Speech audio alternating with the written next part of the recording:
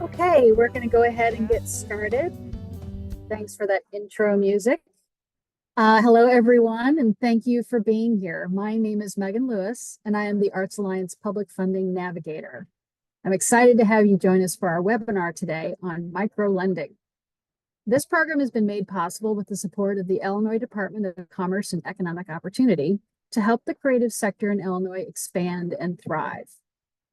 While we're getting started, please feel free to use the chat to introduce yourself to the panelists and our fellow creatives here today. Share your name, your pronouns as you feel comfortable, where you live, and your arts practice.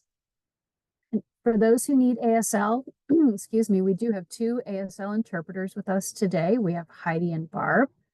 Please use the three dots in the upper right of their screen to pin them and spotlight them as needed. For today's program, we have two practitioners from the lending world here to talk about microlending for the creative sector with an incredible moderator who will guide the conversation. We will have time at the end for Q&A, and please feel free to use the Q&A button throughout the program as questions come to mind. Before we get into the presentations, I want to take a couple of minutes to give you a quick overview of the Arts Alliance. We are a statewide advocacy organization that works to build the creative sector's power through advocacy, policy change, and connection to needed resources to improve the quality of life of communities across Illinois. Our members and network spans all art disciplines across the state. Arts Alliance does direct advocacy and policy work, conducts research relevant to the creative sector, and provides technical assistance to help the creative sector access public grant funds. From fighting for and winning COVID relief funding for the arts and culture sector to helping creatives navigate public funding for the arts, we're here to ensure the institutions and individuals in the arts and culture sector can thrive. And our help desk is here to support you and connect you with resources. I'm going to let this slide load. We have a little bit of a lag here. So the help desk is here to help you out. So visit our site and chat with one of our staff members. Check out our running list of funding opportunities on our website and get that critical technical support to successfully apply for public funding. And we know that creatives in downstate Illinois and on the south and west sides of Chicago face disproportionate barriers to accessing the resources they need. The Arts Alliance Help Desk is here to connect you with the experts and the arts community to make sure that all of us can thrive. Our program today is part of the Help Desk's resource offerings, which include workshops and information you need to start, grow, and sustain your creative venture. We'll share more details at the end about future programs you can sign up for, and a reminder that recordings of our previous webinars are available on our YouTube channel. So now let me hand it over to Brett Miller from IFF, who will be the moderator for our program today. So Brett is IFF's Director of Lending for Northern Illinois and Northwest Indiana. He's been with IFF for more than 12 years, working in its Capital Solutions department. And recently, Brett worked with a Black-led dance company in Chicago's Woodlawn neighborhood to provide financing for renovations of leased space, helped an Afro-Latino-led cultural center in the Hermosa neighborhood get a line of credit, and financed the acquisition of a new building for an arts organization in Mayfair, providing traditional Japanese drum and dance. So there are lots of ways that microlending can help the arts and culture sector. So now let's learn a little bit more about it. So I'm going to turn it over to Brett. Thank you, Megan, and good morning, everybody. It's so wonderful to be here with you all. I am really excited to be part of this panel today, moderating this panel with two fantastic colleagues and peers in the lending world across the state of Illinois, and even dipping our toes, Tristan, into the great state of Missouri. As Megan mentioned, my name is Brett Miller. I'm the Director of Lending at IFF. IFF well, let me back up. IFF is a community development financial institution based here in Chicago, Illinois, but serving across the entire Midwest. We have 8 offices across 10 different states, from as far west as Kansas City to as far east as Cleveland. and a lot of other cities in between. We are an organization that started, a nonprofit organization that started out of a grant from the Chicago Community Trust in 1988, with the intent to get capital into the hands of nonprofit organizations that had historically been shut out from access to loans and credit, mostly because of structural racism and really bad policy. So our philosophy, what our founder did that was, I think, really novel was she decided that we were not going to be an appraisal-based lender because appraisals include a lot of historical racism. And the idea is that we would look at an organization or a nonprofit's ability to repay its loan through its operations rather than the value of its property. It's a pretty novel concept. It's not one that, it was definitely not something that was widely accepted back then, and it's still not super common today.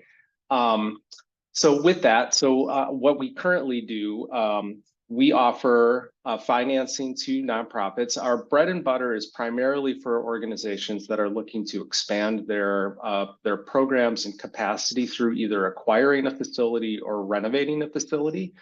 But as we've grown, we've listened to the communities that we work in and tried to be flexible and adjust to the offerings to meet those needs. So in 2017, IFF partnered with the MacArthur Foundation, and at the time, the Driehaus and Prince Foundation, or Prince Charitable Trust of the Driehaus Foundation, to start a arts and culture loan fund, which was a line of credit for the creative sector. The requirement for that program is that organizations have to be a grantee of the MacArthur Foundation. That has shifted in the last year and a half. Driehaus and Prince are no longer partners, but the Field Foundation is the primary administrator of that program. So quick shout out or a quick plug for any organization that is currently a MacArthur or Field grantee. You would be eligible potentially for a line of credit through that program. So IFF, as I mentioned, we've historically mostly done facility lending. We can go up to $3 million on our loans. We're going to be talking about microloans today, so that we're not going to probably be getting quite that high, but we can go down to as low as $10,000. So much more in the range of the loans that we'll be talking about today. I'm going to actually, I think that's about my time. And I really, like I said, I really want to focus in on our panelists today. And so with that, I'm going to quickly just introduce our panelists before we get into, I think, what's going to be a really great conversation. So first off, I'm going to introduce you all to Yesenia Diaz de Leon, who is at the Allies for Community Business, also based here in Chicago. And so with that, Yesenia, I'd love to just turn it over to you to share a bit about you and Allies. Yep. Good morning. Thanks so much, Brett. So as Brett mentioned, my name is Yesenia Diaz de Leon. I'm the Director of Community Lending here at A4CB. I've been with the organization coming up on 8 years now. This summer, having different roles, both as a lender and managing the lending team. Currently, we have 8 community lenders that are serving the entire state of Illinois and Indiana, since our footprint does cover Indiana as well. And really our focus at A4CB is access to capital, coaching, and connections. So on the capital front, our team is focused on access to term loans and lines of credit, anywhere between $500 and $100,000. So truly, micro loans in comparison to other financial institutions. We also help administer grant programs as they're available in partnership with different entities, both locally and throughout the state. So for example, Back to Business, or most recently the Good Food Fund in partnership with the city of Chicago. And then on coaching and connections, our coaching is entirely free for any entrepreneur in Illinois or Indiana. We can assist with both startup or existing businesses, walking them through things like establishing your business financial projections, getting your business plan in order, or things like becoming a minority-owned business enterprise or women-owned business enterprise, considering procurement strategies, assisting with licensing requirements for the city of Chicago.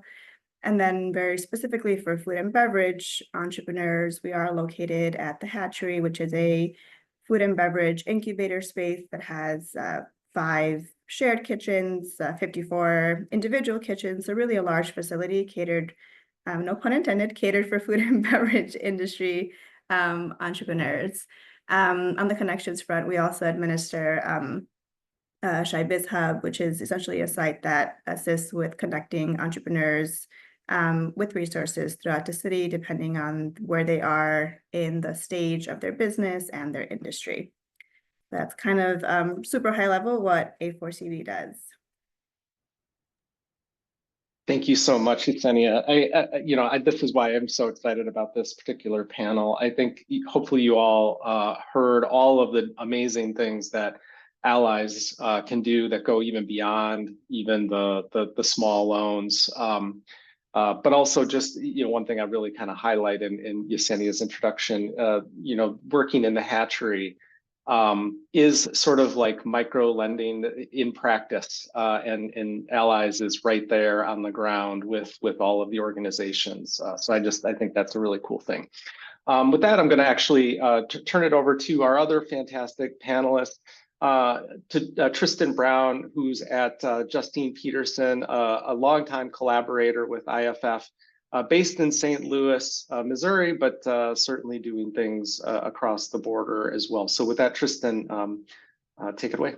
Yeah, thank you so much, Brett. So my name is Tristan Brown. I'm the Illinois Operations Manager for Justine Peterson. My office is actually based out of Champaign, Illinois, and we service the whole state of Missouri and the whole state of Illinois, traditionally everything south of Chicago.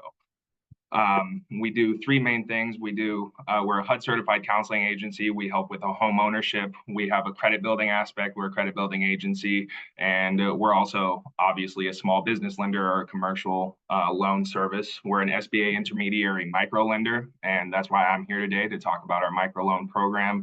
We're a not-for-profit. We started in 1997 working with single mother homes, supplying mortgages for those. And then we became an SBA intermediary micro lender in 2003. And since then, we've really expanded our business program, and we service microloans from $300 all the way up to $50,000. So thank you for having me. Short and sweet, Tristan. I love it. Let's get right into the conversation. One of the other things I also appreciate about these panels and these lending panels is the nonprofit feel. I really do feel like we are trying to be like right on the ground with the organizations that we are working with, and I think have a solid understanding of what they go through on a day-to-day. So with that, we're talking about microloans today, and we've talked a little bit about the size of different loans. But I don't know if that necessarily means that everybody has a working definition of what a microloan is. So with that, I'm going to actually start with Yesenia. Yesenia, can you maybe share with everybody what a microloan is and what the difference is between a microloan and maybe a commercial loan or even a residential mortgage loan? Yeah, of course. So microloans are much smaller than what I would consider a lot of our traditional banking partners are able to offer. I'd say really up to 50,000 is where I would consider micro lending. Our average loan size here at A4CB is actually around $8,500. So truly small loans, typically working capital at shorter terms, really meant to help someone either get started with their business. So the startup businesses that traditionally don't have access to capital at banks or other institutions come to lenders like us for these smaller loans to get started. Like I mentioned, our size is at around $8,500 on average. A lot of the entrepreneurs that are coming to us for these microloans also have some, I like to say, bruises on credit. Right, so helping them rebuild or even establish credit if they've never had credit in the past, and leveraging that microloan as as a tool to build upon their credit and then eventually be able to access other products or larger loans, whether with us as a CDFI or with traditional banks. And then some of the key differences, especially for us, when we're comparing our microloans to either commercial loans or larger forms of capital, are that we're not taking collateral for any of our loans. So these are still personally guaranteed. We will still run your personal credit and report to personal credit, but we're not looking to take any personal assets for these loans, in part because they are so small. There are lots of bigger reasons why we do that, which I think we might get into later in this panel in terms of eliminating barriers that are traditionally in place for marginalized communities. So that's part of the reason why we've also eliminated collateral requirements. I hope that's answering your question, Brett. Yeah, thank you. And I'm really excited that you brought that up about the intentionality around reaching marginalized communities. I do think that's important for us to get into as we go along. Tristan, I'm wondering if you would add anything to that in terms of the definition or even maybe some of if there's any thing that Justine Peterson might do to also kind of advocate and work in that space. Yeah, so very similar to Yesenia, definition up to 50K. We do have a credit building aspect with it, as I said before, where we layer the services to where you may not qualify immediately, but we're not in the business of saying no, we're in the business of saying not right now. So, and I know as CDFIs, we love to say that. But that's really what the program is for, and it's used for inventory, equipment. Like I said, these loans are as low as $300. And we'll get into examples of real life examples later on in the panel, but really the typical applicant too. I like to spread the net wide and say anyone, but it's really anyone who does not fit the traditional credit box for those traditional lenders, whether it be your credit score, whether it be proof of operations, certified through the state, so on and so forth. I mean, we are able to work with those underbanked populations like that. Yeah, that's fantastic, Tristan. Thanks so much. And I think, kind of going off of what Yesenia said at the end, Tristan, I'm wondering if you can talk a little bit more about that traditional credit box borrower and how Justine Peterson sort of either actively sort of works with populations that have either been marginalized historically or don't fit the traditional credit box, and maybe just talk a little bit about some of the I guess populations, specifically, and how you kind of do your outreach to make sure that capital gets out. Absolutely. So there's this big myth out there where the business world revolves around business credit, and that is a huge myth. Especially whenever you're starting out, especially whenever you're talking about the low level, you are going to be used as a personal guarantor, meaning that you are going to be signing as yourself using your personal credit. That's what that is meaning. So whenever you are taking out these small business loans or these commercial loans, they are going to show up and affect your debt to income ratio on your personal life. And sometimes that's a shock to people. So I just really wanted to get that out there. And then really, it's all about education and meeting the clients where they are whenever they come in. A lot of people, I hear it all the time, I just didn't know. And that's a lot of us out there because, especially in the underserved communities that a lot of our clients come from.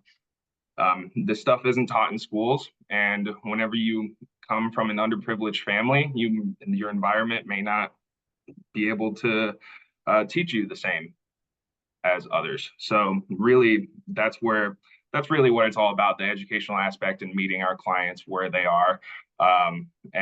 I didn't mention this before, but we have offices all throughout Central Illinois. We've got 4 to 5 empty offices where I will actually travel and meet those clients too that may not be able to meet via Zoom or so on and so forth. So I just wanted to throw that out there as well. Yeah, I appreciate you saying that, Tristan. I remember you mentioning that to us on our sort of initial call. I think that's kind of a perfect segue actually to you, Yesenia, and allies. One of the things you mentioned that I wrote down is for allies, it's not just about loans, but it's about coaching and advocacy. And what Tristan was just kind of talking about was some of that education piece. I'm wondering if you can kind of expand a little bit on the coaching that allies does, the types of things that you most commonly, the questions that you most commonly receive when folks kind of come to you to talk about access to a microloan. Yeah. So, I mean, our coaching department, as I mentioned, is working with entrepreneurs really at any stage of their business. So, from the true startup stages who are just looking to help formalize their business plan or create financial projections, all the way to the very mature, established businesses that are looking to move into their second, third, fourth brick and mortar, considering procurement strategies. So, those conversations are very different.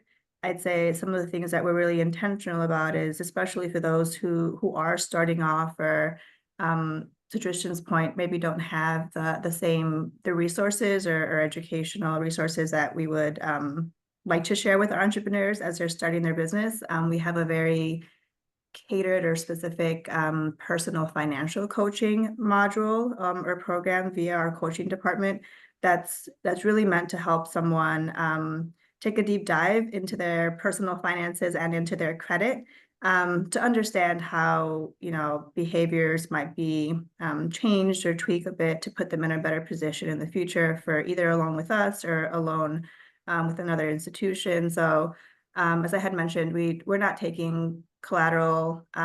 We're working with ITIN clients, so we're not requiring a social. The credit score itself doesn't matter. Like our algorithm does not consider the credit score at all. We're looking at recency and repayment. So specifically looking at the last 2 years in an entrepreneur's credit profile, not considering things like medical collections. So again, identifying things that we can eliminate as traditional barriers to access to capital for the communities that we're seeking to serve. And then having candid conversations with entrepreneurs on, if there is maybe a non-medical collection, what numbers can we call? Who can we try to reach out to come to an agreement on either a payment plan, or how can we dispute it? How can we put you in a better position in the future for access to capital? So those are some of the conversations that our coaching team is having. But again, it really depends on each entrepreneur's unique circumstance. So we really encourage individualized conversations. We're open, to Tristan's point, to meeting in person with an entrepreneur at their place of business, or have video calls with our clients to walk them through both the coaching process and the lending process. And just to piggyback off of that real quick, to her point, your situation may not be the same as your friends. So, I mean, if you go through the program and you have struggles with it, or maybe you heard about the program and you heard all these great things and you're really not grasping some of it, just come in and talk to us, kind of thing. I always have my clients reach out to me via text if they have any follow-up questions. Like she said, we meet one-on-one and figure out each on situational basis, figure out the solutions to whatever issues you're dealing with, whether it be on your personal financial side or your business financials. So. Yeah, thanks for adding that, Tristan and Yesenia. I really just appreciate the comments. I think it's in some ways it's an intuitive thing for us to think about in the arts and culture sector. Everybody is kind of doing, in many ways, their own thing. And that doesn't just get turned off when you go to think about how to operate your business. There's going to be unique sets of circumstances and different sort of like points in time for each individual operator, artist, whoever you might be. So I appreciate you both kind of naming that there isn't a one size fits all. And I think that's what's the beauty about microlending, is that it really is meant to be kind of tailor made for the needs of the organization. Yesenia, I just kind of going back to you real quick. You had mentioned a little bit about some of the different things that people might bring in to access or to begin the conversation, talking about credit reports, removing the barriers that are historically in credit reports. are there any things that you can think of that would be kind of requirements for any organization as they come? What kind of information would you want them to be able to share with you to kind of open that conversation to talk about access and strategy and planning and coaching, all of that? Yeah. So when an entrepreneur comes to us with the intent of applying for a loan, again, because some clients come to us strictly for coaching, and that's absolutely fine, and we'll walk them through that process. But on the lending front, our community lenders are having initial conversations with clients either before they apply or right as they submit their credit authorization to set good expectations in terms of the maximum amount they might qualify.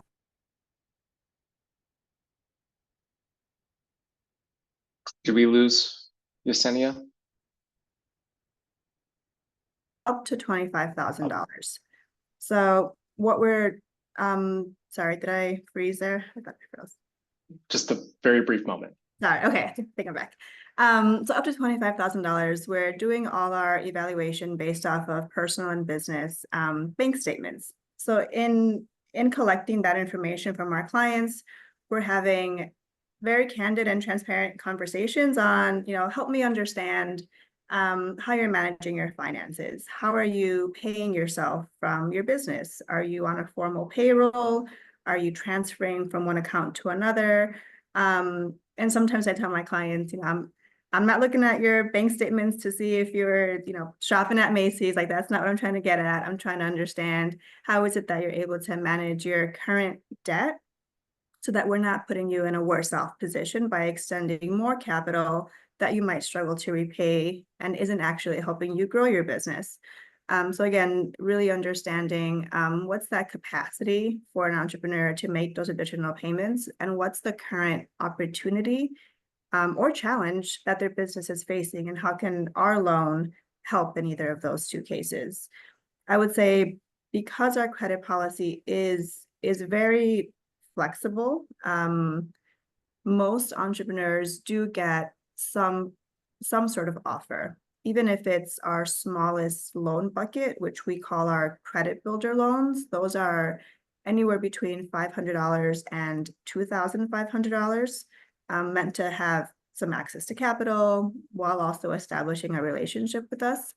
The only instances in which we would not be able to proceed with the loan offer is if someone is in active bankruptcy, or if someone is currently past due on an open trade line. So if, as of the time of application, you're past due on, say, mortgage, car note, credit card, etc., we wouldn't be able to proceed.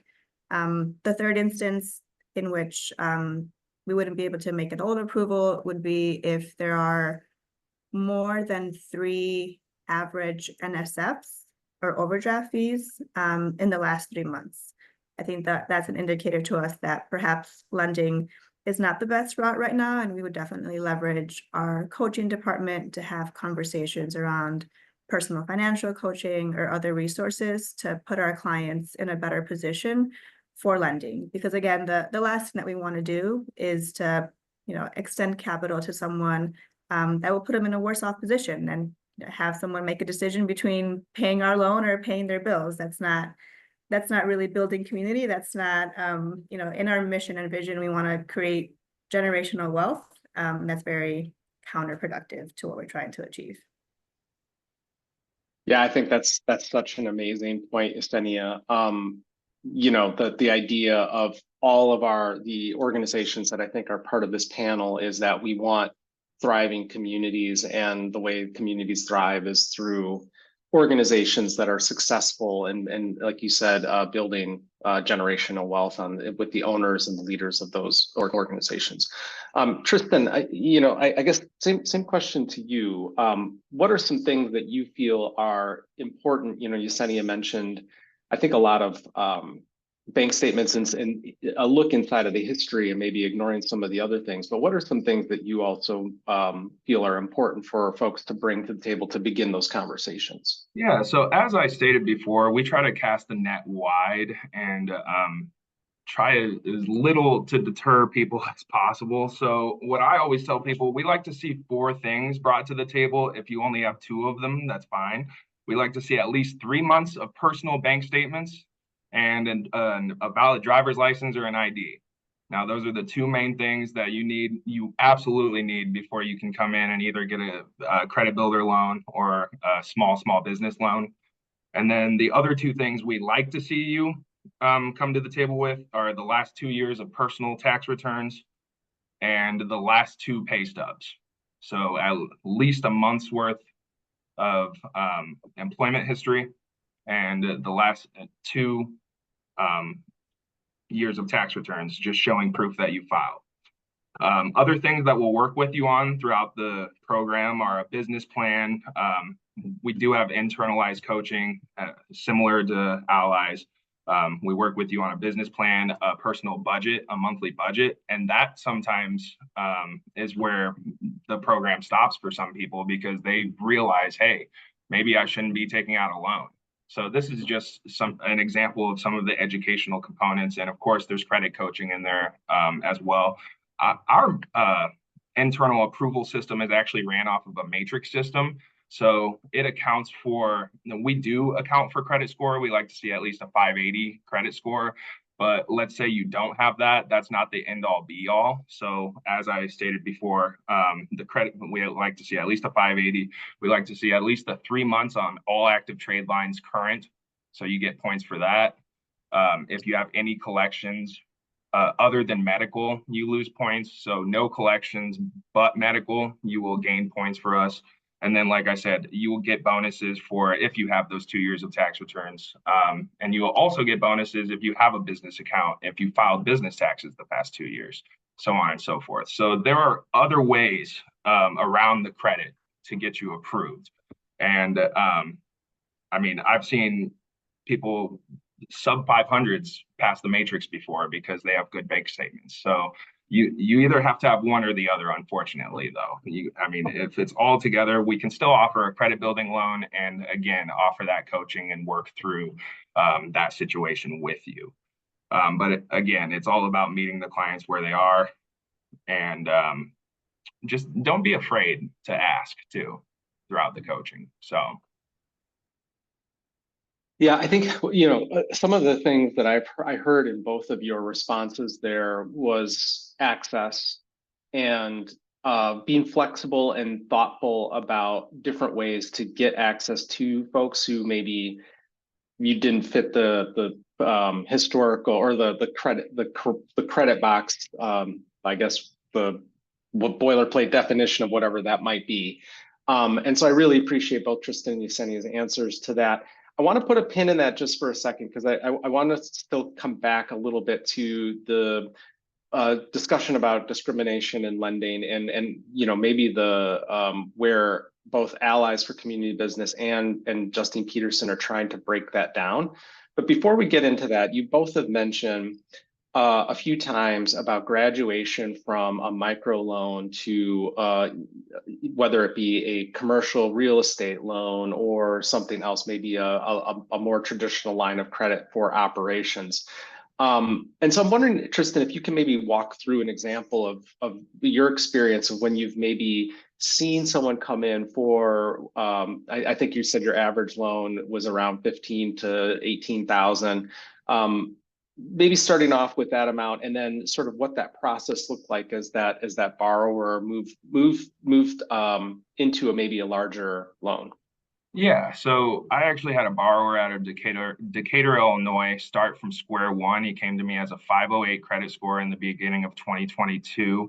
He went through credit coaching for 4 months, one-on-one. I was meeting with him monthly, pulling a soft pull for him, tracking his progress. He also signed up for the Credit Karmas and so on and so forth, just to keep track for himself of his active trade lines, not his credit score.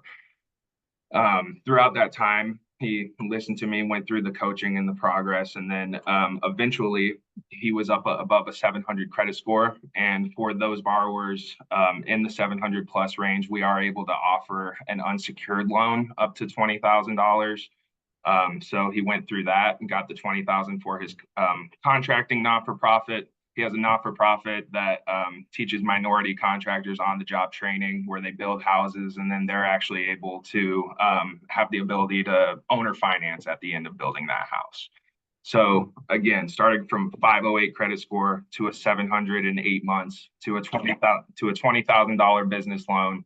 And then I just graduated him to First Mid-Bank and Trust 2 months ago, where he was able to move forward with a $250,000 line of credit to work on multiple houses at the same time. He went from one house that was donated by the city of Decatur to working on 5 at the same time. So that's just a real life example of the graduation process. And I mean, it's work. I mean, it's taken him 2 years to get to that point, but it's really, again, not being afraid to ask, jumping in it head first, and listening. Well, yeah, I mean, that is such a cool story. I mean, I think it speaks to Yesenia, what Yesenia was talking about in terms of generational wealth. A small organization or a single sort of person running a business being able to scale, you know, and not go from 0 to 100, but like really scale up thoughtfully and collaboratively with someone, you know, like you, Tristan. I think, you know, you both listened, I think, in that scenario where you just were working truly as a partnership, which I love that example. It's all about trust as well. Partnership, trust. Exactly. Yep. Yesenia, that could be a tough one to top, but I'm wondering if you could share maybe an example of how you graduated some folks. Yeah. One of the things that stood out in what Tristan was talking about is sort of really utilizing our bank partners and sending clients back to our bank partners. So a very large proportion of the clients that come to us are coming to us from banks who are unable to lend to them either because they're startup businesses or because they have some bruises on their credit. So in many instances, we are able to get them started with something smaller and eventually help them either improve their financials, improve their credit, or in some cases, just get to that 2-year mark. Sometimes that 2-year mark is what's prohibiting them from access to capital at a bank. One client that comes to mind is I think about clients that have truly grown their business and eventually utilized bank financing to eliminate our debt, so pay off our debt with bank financing at better rates. There's a coffee shop, and I won't use the names, but there's a coffee shop in Elmhurst. When they came to us, it was actually one of the first loans that I did back in, I think, 2017, maybe. We're working on an SBA Community Advantage loan for them. So back then we were doing SBA CA loans. And they were looking to acquire some pretty large machinery to do in-house roasting. So they wanted to do all of their roasting in-house. We did a $75,000 SBA loan at that time to help them get all the equipment, do some leasehold improvements for the space. And throughout the years, they've grown to be one of our biggest champion clients. They're always, promoting allies. They've worked with our neighborhood entrepreneurship lab, which is part of our coaching program, to really scale their business. They have 3 locations now. We're actually in a library, have like a cafe in the library out in Elmhurst.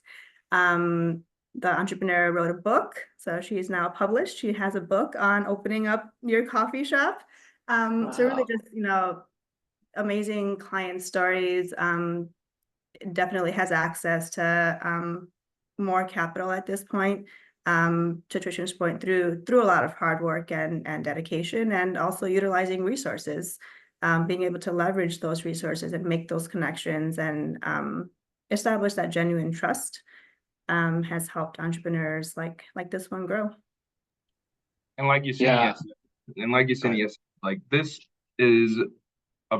Our programs, our microloan programs are meant for the right now. We are looking to graduate you to that mainstream lender to get better rates. So that's the whole idea of getting you prepared. And like we had stated before, through the education and coaching and so on and so forth. So. Yeah, that was a That's an amazing story too, Yesenia. We'll have to get the coffee shop maybe offline so we can go and have. I just had my last sip of coffee, so I'd love to get some more at some point. But one of the things that I hear in that is not only the collaborative partnership and trust that you both kind of mentioned between the lender and the borrower, but then how that develops community. And in Tristan's example, you have an entrepreneur who's building homes for other people to move into, and so there's like a halo effect of that sort of coaching that then extends out farther. Similarly, with Yesenia's example of a coffee shop opening up in different places, that means more foot traffic and more people coming to those other businesses. And so the impact is actually even greater. I think just the coaching, the information that you all are sharing. I'll just give one quick example of my own work where I financed a bus for somebody who was doing tours across the city of Chicago. And those tours go into different communities throughout the city and are highlighting different kind of aspects that aren't traditionally sort of focused on, or communities, neighborhoods that aren't traditionally focused on. And he was sharing with me that when he stops at certain businesses, they are then booked out for the next 2 to 3 weeks, where people will get out, they'll make reservations, and then those businesses have more foot traffic. And through the more recent years, they haven't had to do any kind of layoffs with any of their staff or their servers because of the additional foot traffic. So the collaboration that Yesenia and Tristan are talking about with their partners has sort of like a really kind of beautiful sort of halo effect with the community in what they're trying to do. So I just wanted to give that. I got jealous of their 2 stories and I had to share my own. So kind of jumping back into the stars of our show, I'd like to kind of maybe come back a little bit to this idea of access and quite frankly, the history of lending in specific communities and the discrimination. And I'm going to start with you, Yesenia, if you don't mind. Can you talk a little bit about I think maybe some of the history, what you've kind of seen from folks who have gotten shut out from access. And you talked a little bit about the things that you do to remove barriers, but I'm wondering if you can just talk a little bit about what you've seen and heard, and then some of the strategies and the reasons why Allies chooses to kind of remove the things that it removes.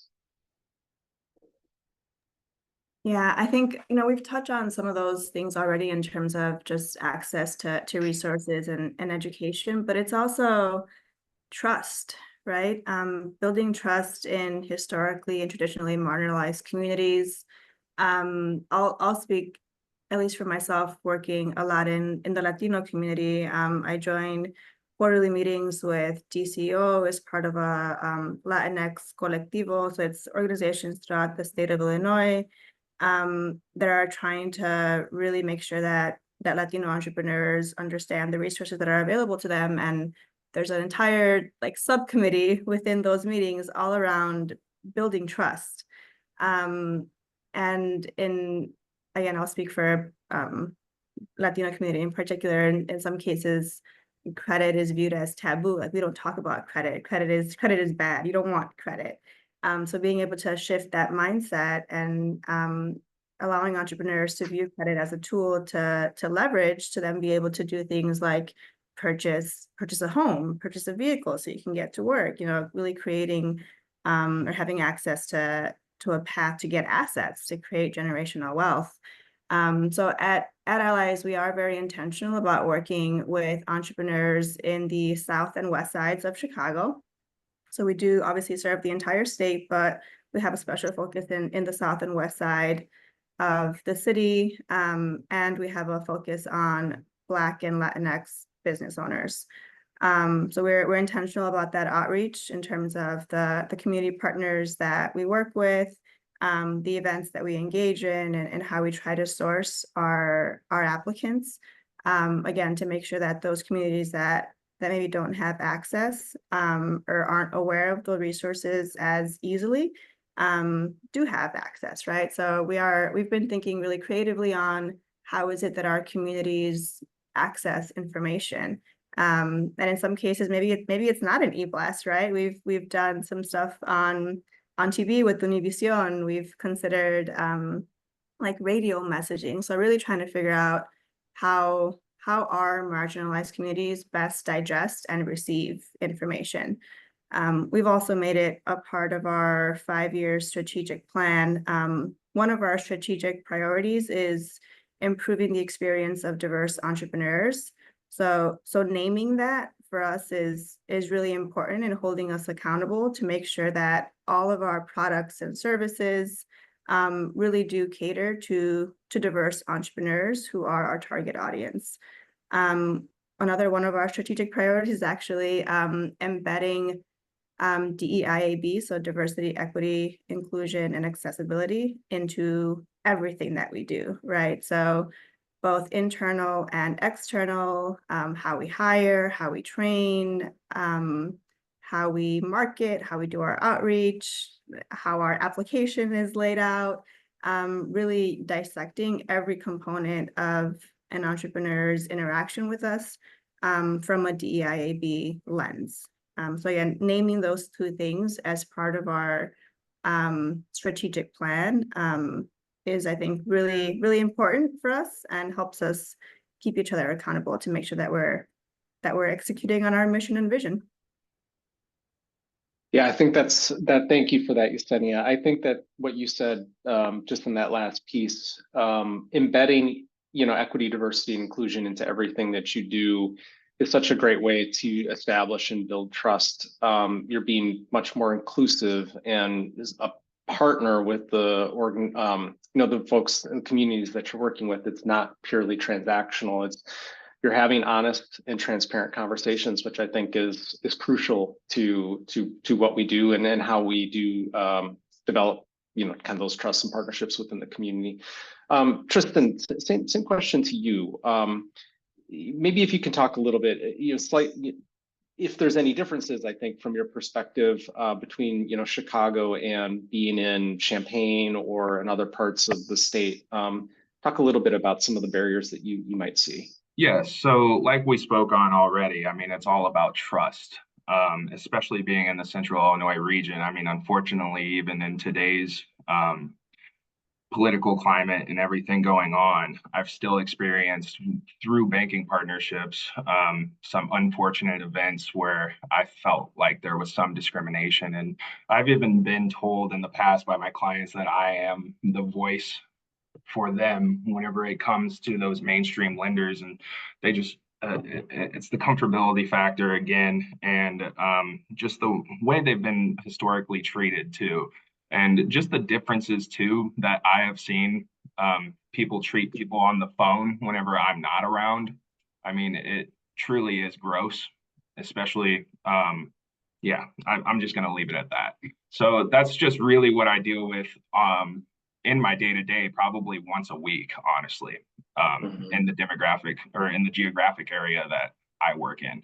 So that's really what we're fighting against down here. And that's why we're thriving in Central Illinois right now too, because there really hasn't been a resource like us available for those BIPOC individuals and families and those new Americans. And I also wanted to touch on the new Americans aspect because I did work with the Illinois Department of Health too through 22 and 23 on generating credit for those new Americans coming from mainly Guatemalans. So that was a truly humbling experience too.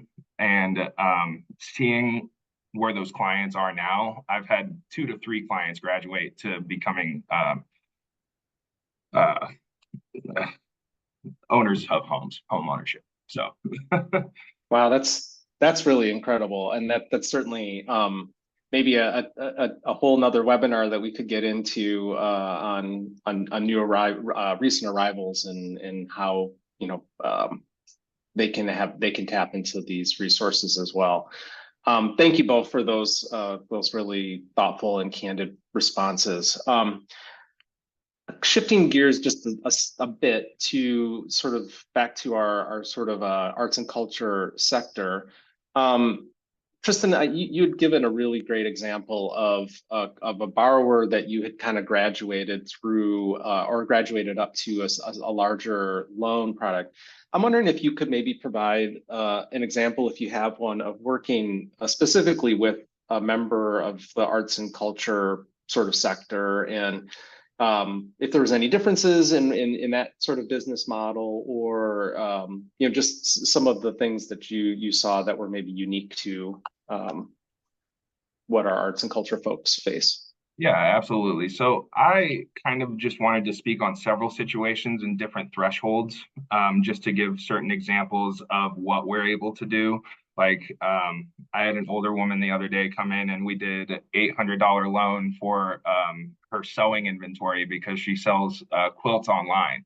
So that's just an example of such a low level something that generates income, though, that we're still able to provide resources and funding for.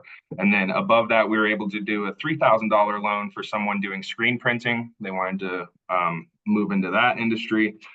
We were able to do a $20,000 loan for an art studio out of Springfield.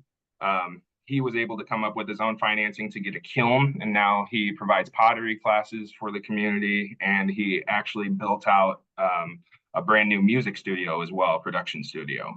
And he was able to do that with a $20,000 microloan. And then we also provided a $20,000 microloan for a DJ out of Champaign to cover his travel costs. So, and since then, he has actually kind of blown up, and he was able to do an event out in Cancun, and actually went through the Kentucky Derby and did 3 or 4 events down there. So that's super exciting. And I actually had one more client we were able to do around a $15,000 loan for, kind of the same thing, to cover her travel expenses. And she's an opera singer, and she actually travels the world. So she was just in Australia the other day and needed that upfront capital because they do 6 weeks on, 6 weeks off. So she doesn't get paid until the back end of that 6 weeks. So just some prime examples of working capital and inventory, and the way we're able to structure these loans into getting the most bang for your buck. Well, and talk about breadth of different things that folks are kind of doing in this space. I think that was a really broad set of different organizations. I do kind of remember I was keeping my fingers crossed that DJ might be able to come in and provide some of the music for us at the outset of this call, but maybe the next one. Yesenia, same to you. Maybe if you could talk a little bit about some of the folks that you've worked with. Yeah, I'm actually working with 2 right now. So we're still, one of them was already approved. We're going to close in the next day or so. The other one is still in underwriting. So one of the clients that I'm working with actually has a shop, or is opening up a new shop out in Skokie. So she does like handcrafted jewelry, clothing, sort of like house, like decorative items for people's homes. She used to have a shop out in Evanston, which I had done a loan for a couple of years ago. Closed that shop and opened up a new one in Skokie. And I'll talk about some similarities for both these clients. The second client that I'm working on, she has a dance studio. So she's working with kids ages 3 to 18. It's coming up on sort of a slower season since it's summer and parents are, traveling, or the kids are doing other stuff throughout the summer. Is looking for some working capital to get her through the summer, because when fall starts, parents are enrolling their kids in their normal, curriculum for their dance studio. And in both instances, one sort of unique way that we're reviewing these in underwriting is that a lot of their payments are Zelle and PayPal, or like kind of like one-off deposits or transfers, which traditionally in our underwriting, we wouldn't count that as reoccurring income, right? Because it is kind of sporadic, kind of one-off. It's not like a payroll. It's not like every 2 weeks you're transferring from your business to your personal. So in both instances, we've had to do a little bit more digging, get a little bit more creative in how we show to underwriting that this is all business revenue. So for my client who has the the shop out in Skokie, a lot of her stuff was Zelle. So we got some like transaction summaries. She was using some PayPal as well to kind of showcase that these deposits are tied to business sales, to show underwriting that it's all, income that we can count on for repayment. And for the client that has the dance studio, I was so relieved and so happy when I saw that the deposits, they weren't actually Zelle. And I'm blanking on the third party that she was utilizing. It was something Fox something or other. But she has two different platforms. One she uses for the students or the student's parent, as opposed to pay her electronically. So it's like a credit card processing sort of service. And the other deposits that I would see were coming from, it just said like venue. And I was like, well, I gotta dig out what this venue thing is. And she explained that that was actually, when they do their recitals, that's how she gets paid from the recital performances. So just being able to dig at, where are these transactions coming from? How can I prove to underwriting that this is business related transactions and this is how you're paying yourself? Whereas for a different, industry or different entrepreneur, for example, if I had a restaurant, like a brick and mortar restaurant with a bunch of Zelles, underwriting probably would not consider that, business revenue. So just kind of, catering or tweaking how our underwriting is looking at financials based on each client's unique circumstance, but also based on industry, and acknowledging that different industries are gonna conduct business differently. Always encouraging our clients to, to have some more formalized structure. So to the extent possible, having a payroll, having more consistent, deposits or transfers from your business to your personal that we can clearly identify as your take home from business. But again, being open to having those conversations in both of these scenarios. Yeah, thank you, Yesenia. I think,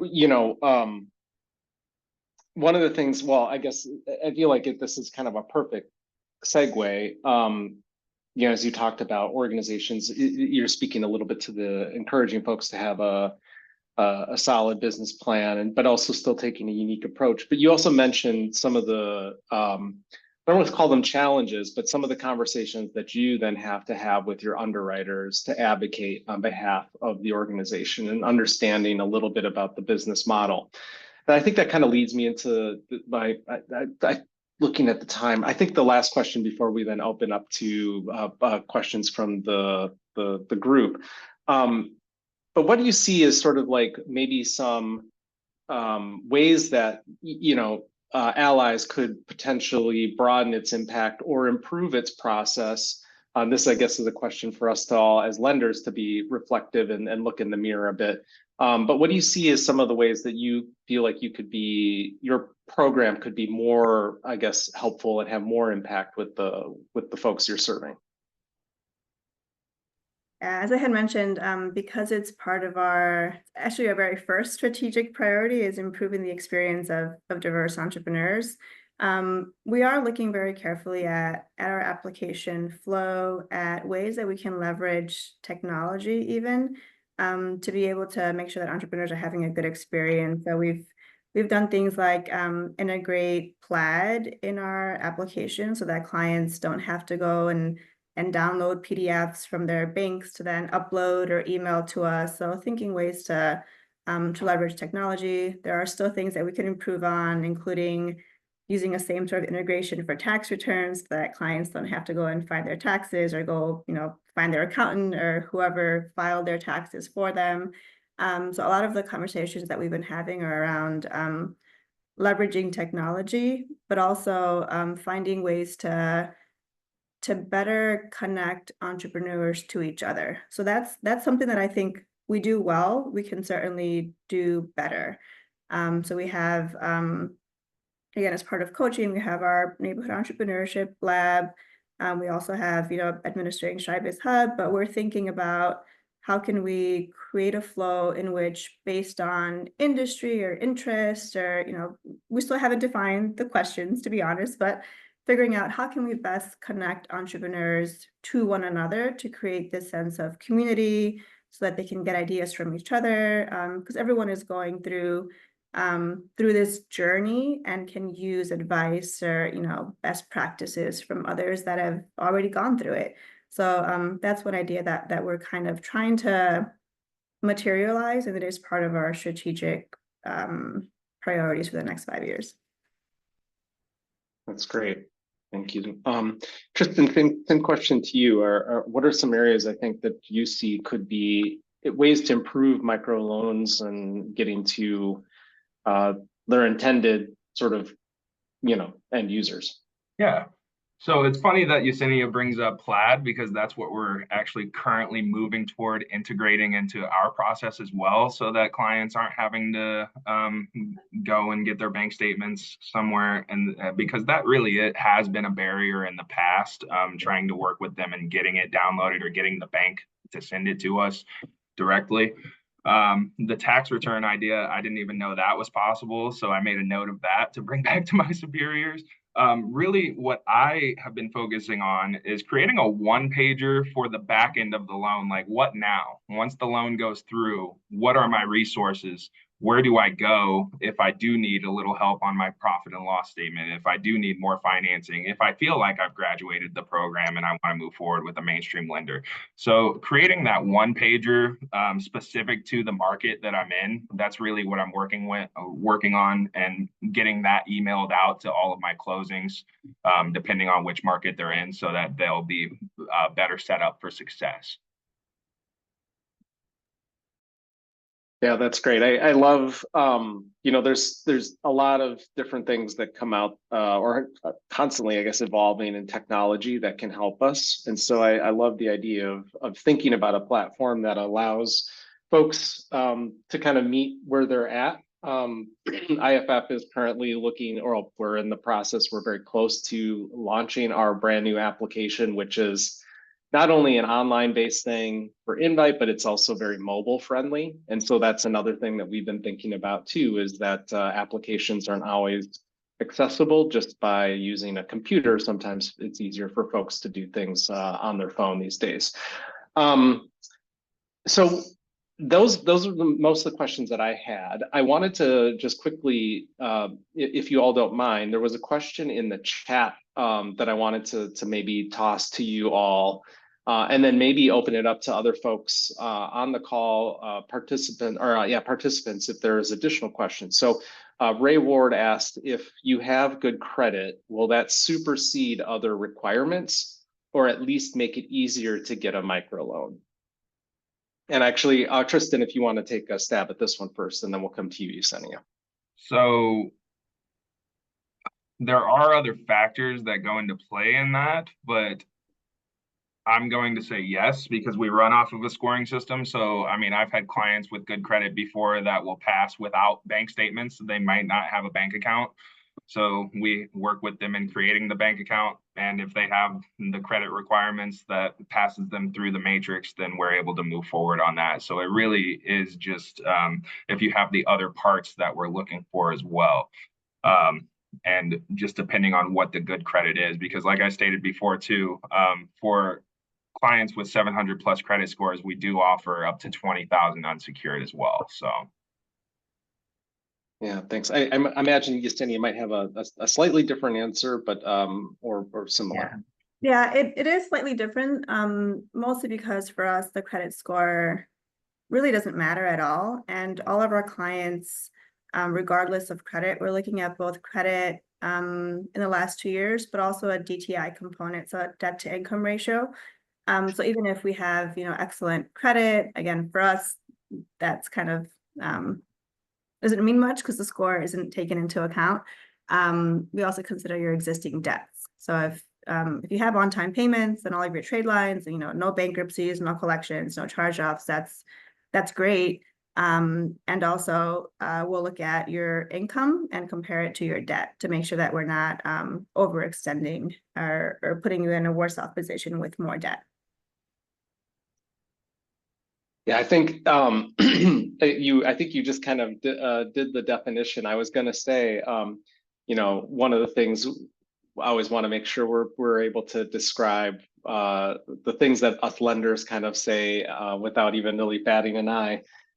And sorry, my computer is close to dying. I had to request a phone in for a friend to get a charger. Oh, yeah, it's okay. Yeah, perfect. Thank you. Yeah.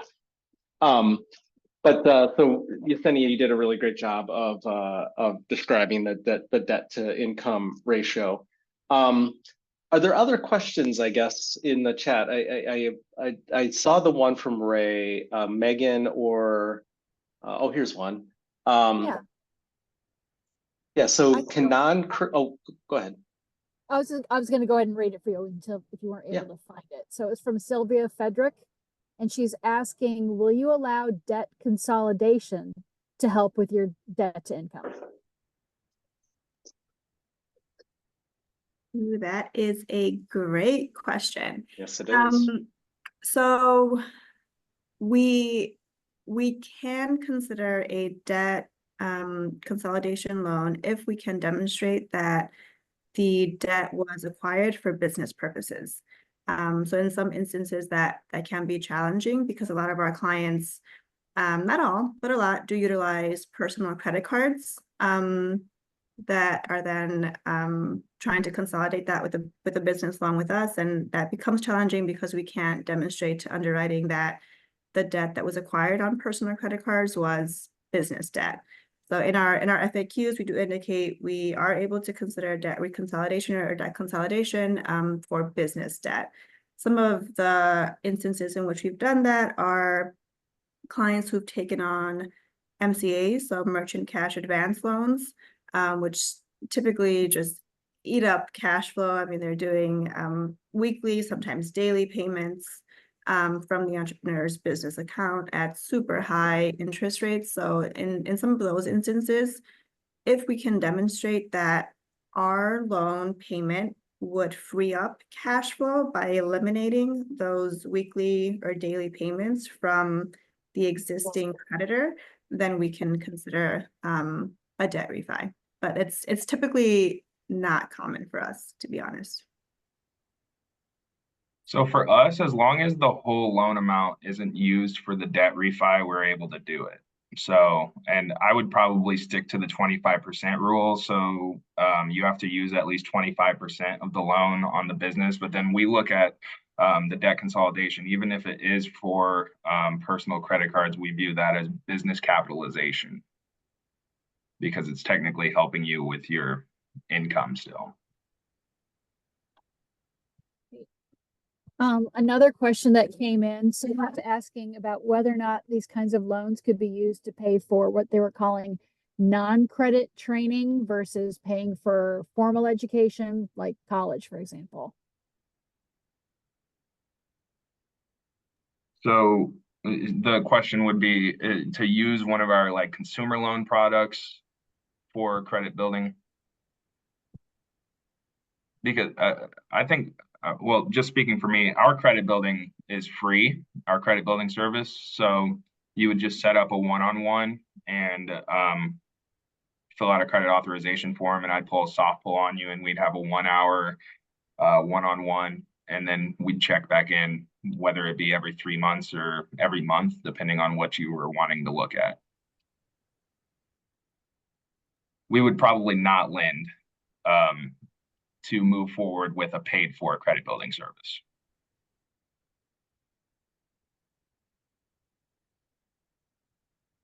And my sincere apologies. I don't know that I fully understand the question, to be honest. So if either Tristan, seems like you got it. I don't know if the person I asked for some clarification, so I don't recall who asked the question. If you wouldn't mind popping it in and maybe expanding on it a little bit more so that our speakers can help answer it, that would be great.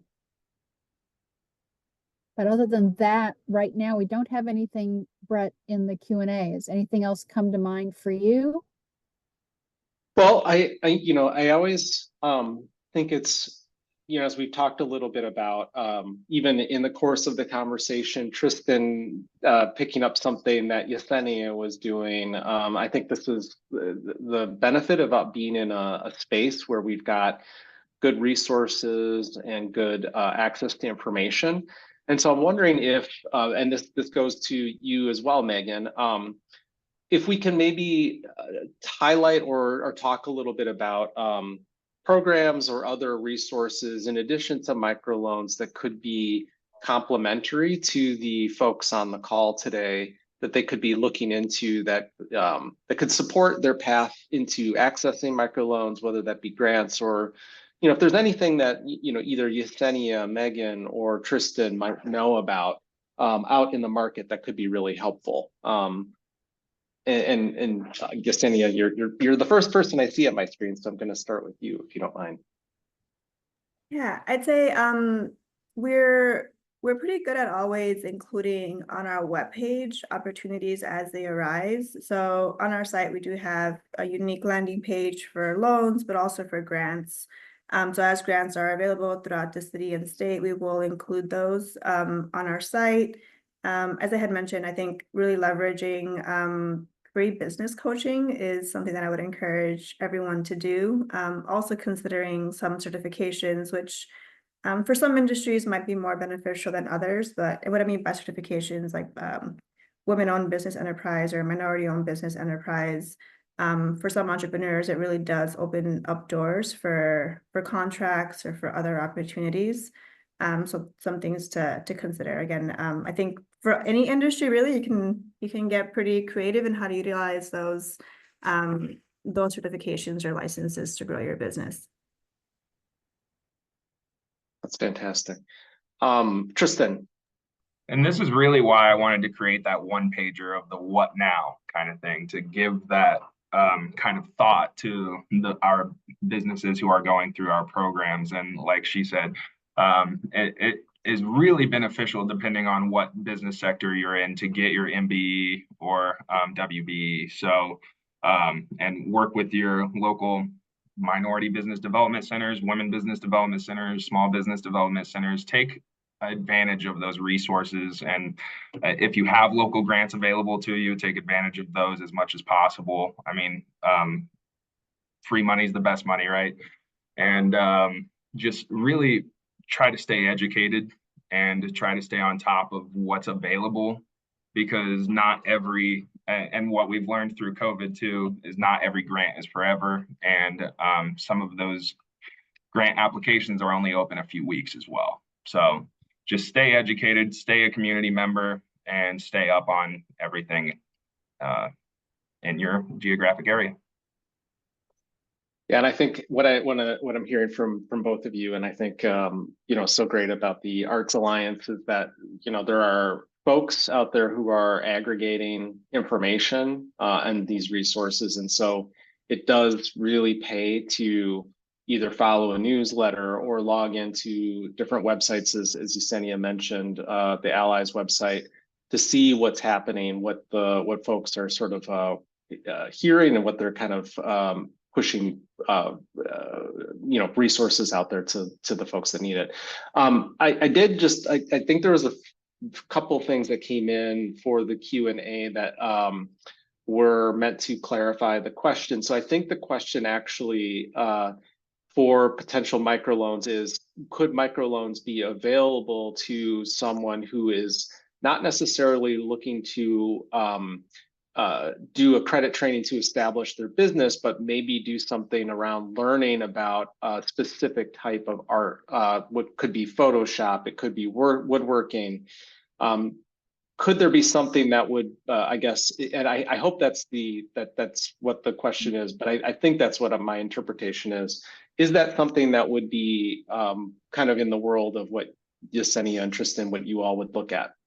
Yeah, I think that's definitely something that we would consider. I don't want to misspeak, but I think I've done a loan in the past for someone who is interested in engaging in some courses.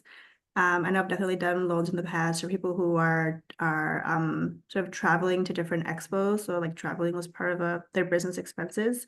I'd say that the key there for us is that we are required to fund to a business bank account. So we would have to collect documentation that there is a business entity created and a business bank account has been established before we can do any sort of funding. So if it has the chance to generate future income, we're able to fund it. So yes, and we do not have the caveat around the business bank account, so we would be able to fund to your personal account. It would be ideal to have a business bank account in the future, and we would work with you, of course, through those steps. But long story short, yes, we would be able to fund it. Thank you. Megan, have you seen any additional questions come into the chat? I haven't seen any in the Q&A. No, I don't see anything additional in there right now at all. So okay. Yeah. So I'll turn it back over to you. I'll thank I also want to give a quick shout out as we are going through this really great conversation, but a huge shout out to our interpreters, Barb and Heidi, for being amazing and not missing a beat, and providing such great access and universal access to all of our folks on the call. Thanks so much, Brett. Again, thank you to all of our speakers and to all of you for spending your morning with us. And I am going to drop a few links into the chat. And while I'm doing that, you can see this last slide has the contact information for our speakers today, Brett, Yesenia, and Tristan. So please reach out to them if you have more questions that come up. You can also always reach us at the Arts Alliance with any questions you have through the help desk. And I'm putting the link into the chat for you to be able to send us a question or look for more information that you're wanting. We will also have a recording of this program that will be going up onto our YouTube page shortly. So I'm putting the link into the chat so you can access our YouTube, where we have our programs that we've been doing in our Getting Started series. And we will be putting our next programs up there as well. So later this month, we are holding our next round of webinars calling Doing Business for Creative Businesses, where we're going to be providing information to help you all kind of keep things moving successfully at your venture. And then in July, we'll be doing a similar series for creative nonprofits. September, we'll be rounding out this program with our Sustaining and Adapting program. That's going to cover expanding your venture, adapting to things like AI, which we've all been talking a lot about lately. How is that going to impact our businesses? How is that going to impact art making? So please be sure to sign up for that. And we're also going to be having some individual webinars. So really, it's good for you to sign up for our newsletter so you can stay on top of everything that we're doing. You can sign up for this next series with the Eventbrite link that I am popping into the chat. And then finally, it's really helpful for us to get your feedback on how this program went, what other topics you would like for us to be covering. So we have a form, if you could just take a couple of minutes to fill out that survey that I just popped into the chat so we can improve things going forward. So I hope you can join us for one or more of our future programs. Thanks again to all of our speakers. Thanks to everybody for being here, and enjoy the rest of your day. Thanks. Bye, everyone. Thanks, everyone.